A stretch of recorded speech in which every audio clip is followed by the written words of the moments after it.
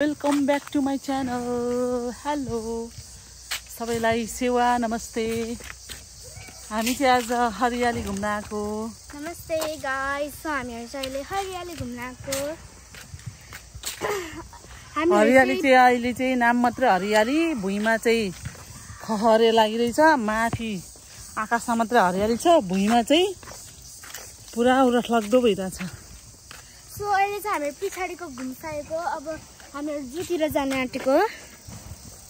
खै त दिमाजीहरु आउनै भएन।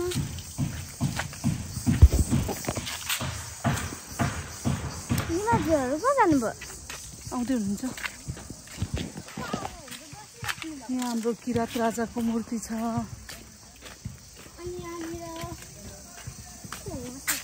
किरात राजा, किरातेश्वर महादेव, अनि यहाँ चाहिँ कृष्ण किरात राजा, राजाजी पनि हुनुहुन्छ। राधा कृष्णको मूर्ति।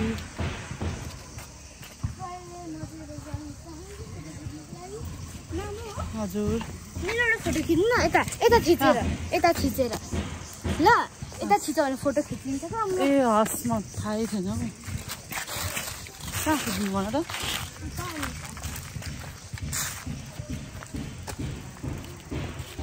भयो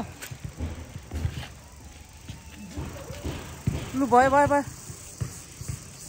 लु, भइसक्यो। ल अब पर्दैन, जाउँ। आउँदै हुन्छ भर्खर।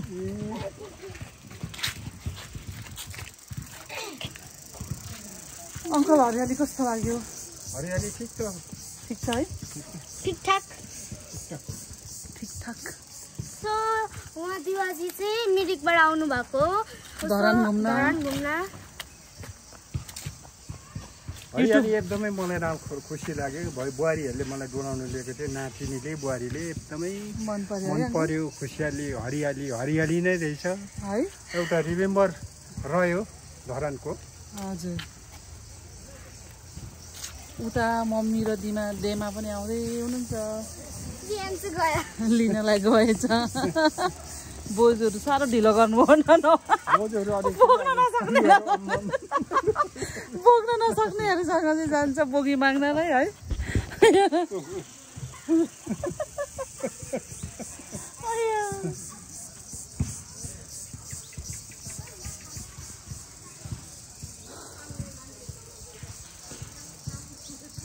यहाँनिर सिजनको टाइममा त दामी